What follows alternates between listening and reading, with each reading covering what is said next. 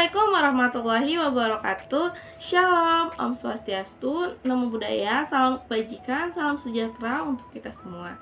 Yang terhormat, Ibu Dr. Rina Yulianti, SIP MSI selaku dosen pengampu mata kuliah Perbandingan Administrasi Negara. Kami dari kelompok 5 akan mempresentasikan hasil kerja kelompok kami mengenai negara Hungaria. Dengan anggota kelompok Zahra Nur Ashifa, Fajrizal Oktavian, Devina Fitriani, Naila Aulia Eka Putri, dan Rafika Rasti Fauziah.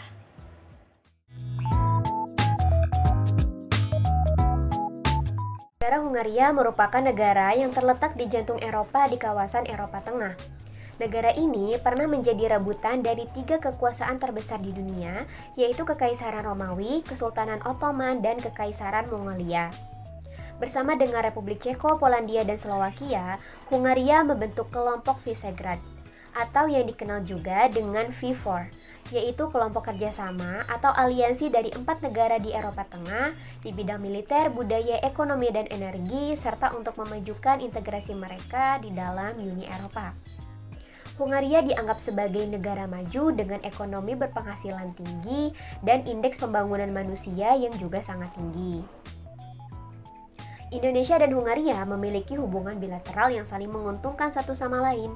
Hubungan Indonesia-Hungaria dimulai pada 26 Juni 1955 dan berlanjut pada kesepakatan untuk mendukung satu sama lain dalam pencalonan masing-masing negara di Dewan Keamanan PBB atau Perserikatan Bangsa-Bangsa. Kerjasama berlanjut pada 2016 di mana Hungaria berinvestasi di Indonesia. Investasi tersebut mencapai 1,5 miliar dolar pada tahun 2020. Investasi ini sebagian besar dilakukan di perdagangan, hotel, dan restoran di daerah Bali dan Nusa Tenggara. Hungaria memiliki ciri khas budaya yang unik serta sistem politik yang berbeda, sehingga menambah ketertarikan dari kelompok kami untuk mempelajari lebih lanjut mengenai sosial budaya hingga sistem politik dan pemerintahan yang ada di Hungaria. Selain itu, negara Hungaria menawarkan perspektif yang menarik dalam bidang administrasi publik dan tata kelola negaranya, khususnya dalam konteks perbandingan dengan Indonesia. Hungaria sebagai bagian dari Uni Eropa menerapkan standar administrasi modern berbasis digitalisasi dan transparansi yang dapat menjadi pembelajaran berharga tentunya bagi Indonesia. Maka, dengan pemilihan kedutaan besar negara Hungaria diharapkan mampu memberikan wawasan tentang adaptasi Hungaria dalam menjalankan reformasi birokrasi pasca transisi dari sistem komunis menuju demokrasi yang relevan dengan upaya Indonesia dalam memperbaiki tata kelola pemerintahan. Kunjungan ini juga membuka peluang untuk berdiskusi tentang kerjasama bilateral dalam peningkatan kapasitas administrasi dan teknologi informasi. Baik, terima kasih kepada moderator. Selanjutnya, bidang politik. Hungaria terbagi menjadi 19 daerah dan 25 kota dengan kewenangan setingkat daerah, di mana Budapest menjadi ibu kota negara Hungaria. Sistem pemerintahan Hungaria adalah republik parlementer yang demokratis. Pada negara Hungaria ini, kepala negara dipimpin oleh presiden dan kepala pemerintahannya itu dipimpin oleh seorang Perdana Menteri. Perdana Menteri yang merupakan kepala pemerintahan menjalankan kekuasaan eksekutif, sedangkan presiden adalah kepala negara. Tanggung jawab utamanya adalah perwakilan. Presiden yang dipilih oleh parlemen setiap 5 tahun dan untuk Perdana Menteri dipilih setiap 4 tahun sekali. Presiden Hungaria yang menjabat saat ini adalah Tamás Solyok. Menurut konstitusi Hungaria, Presiden menjabat sebagai kepala negara yang mengekspresikan persatuan bangsa dan mengawasi fungsi demokrasi dan institusi negara. Menjadi panglima tertinggi angkatan bersenjata, kemudian simbol perwakilan dan memiliki peran yang seremonial bagi negara Hungaria. Perdana Menteri Hungaria adalah kepala pemerintahan Hungaria. Pemegang jabatan saat ini adalah Viktor Orbán, pemimpin Fidesz Aliansi Sipil Hungaria. yang telah menjabat sejak 29 Mei 2010. Perdana Menteri dan Kabinet secara kolektif bertanggung jawab atas kebijakan dan tindakan mereka kepada parlemen, partai politik, dan akhirnya kepada para pemilih. Menurut konstitusi Hungaria, Perdana Menteri dicalonkan oleh Presiden Hungaria dan secara resmi dipilih oleh Majelis Nasional. Sekian, saya kembalikan kepada moderator. Selanjutnya saya akan membahas mengenai bidang kebudayaan Hungaria. Hungaria itu memiliki kekayaan budaya yang beragam. Nah, mulai dari tradisi rakyat, puisi, teater, adat istiadat, keagamaan, musik, hingga pakaian Sulaman tradisional. Nah, salah satu tradisi uniknya adalah perayaan Natal yang biasanya dimulai itu lebih awal, yaitu pada tanggal 6 Desember. Pada hari tersebut, anak-anak akan menaruh sepatu buat mereka sebagai wadah untuk hadiah yang akan diberikan oleh Santa Claus di pagi harinya. Nah, dalam menghadapi tantangan globalisasi, Hungaria itu menerapkan strategi khusus untuk melestarikan kebudayaannya, seperti menjaga kawasan-kawasan yang dianggap sebagai warisan budaya.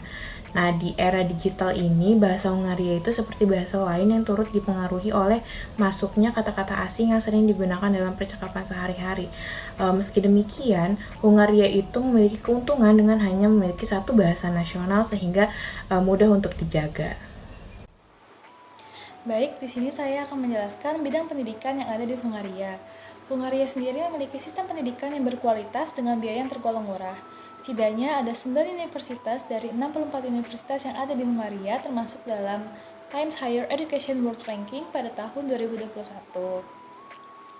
Selain itu, Hungaria juga menjalani kerjasama dengan Indonesia dalam berbagai bidang pendidikan, seperti pertukaran pelajar dan beasiswa dalam berbagai program studi yang ditawarkan. Akan tetapi, pendidikan di Hungaria ini mengalami berbagai tantangan dan hambatan.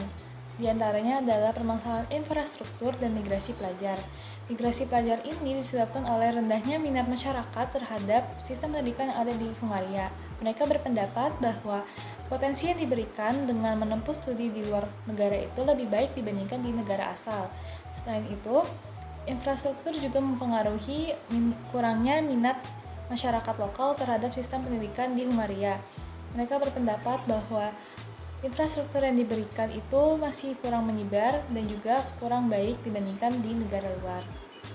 Oleh karenanya, negara ini pun harus menerima kenyataan bahwa banyak talenta muda lebih memilih untuk mencari kesempatan di luar negara. Akan tetapi, untuk mengatasi permasalahan ini, akhirnya Hungaria meluncurkan program pendidikan yang sama seperti beasiswa yang diberikan oleh pemerintah. Lalu setelah program tersebut selesai, talenta yang mengikuti program tersebut harus bekerja pada instansi pemerintahan dalam jangka waktu tertentu. Di bidang pelayanan, Hungaria sudah menerapkan digitalisasi pada pelayanannya dan memiliki pelayanan pusat yaitu National Digital Space yang memastikan bahwa pelayanan digital dapat diakses oleh semua masyarakat di negara Hungaria. Yukvelkapu adalah salah satu contoh pelayanan digital yang berbasis website di Hungaria. Dalam website tersebut, masyarakat lokal dapat melakukan pembayaran mengenai administrasi pemerintahan seperti pembayaran pajak dan administrasi lainnya. Lalu, sedangkan untuk pelayanan di Kedutaan Besar Hungaria untuk Indonesia itu belum melakukan sistem digital karena Kedutaan Hungaria memiliki alasan tertentu seperti menghindari adanya pemalsuan identitas yang dilakukan oleh diaspora Hungaria di Indonesia. Sekian dan terima kasih. Selanjutnya adalah dokumentasi hasil kunjungan kami ke Kedutaan Besar Hungaria di Jakarta. Di sini kami wawancara bersama Mrs. Patricia dan Mr. Attila. Baik, mungkin cukup sekian yang dapat kami sampaikan. Terima kasih atas perhatiannya.